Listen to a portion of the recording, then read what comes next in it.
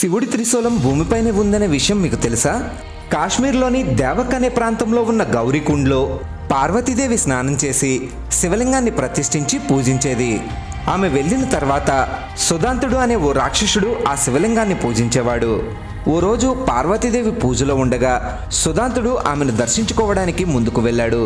వికృతంగా ఉన్న సుదాంతుడిని చూసి పార్వతీదేవి గట్టిగా అరిచింది.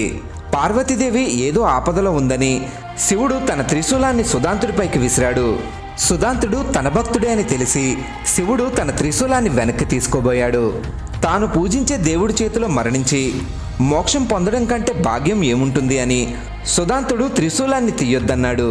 తన భక్తుణ్ణి తానే చంపినందుకు బాధపడి శివుడు త్రిశూలాన్ని 3 ముక్కలుగా విరిచి అక్కడే వదిలేశాడు. జమ్మూ కాశ్మీర్కి 120 కిలోమీటర్ల దూరంలో ఉన్న శుద్ధ మహాదేవ ఆలయంలో ఆ త్రిశూలం ఇప్పటికీ ఉంది. కంటెంట్ నచ్చితే ఛానల్ని సబ్స్క్రైబ్ చేయండి.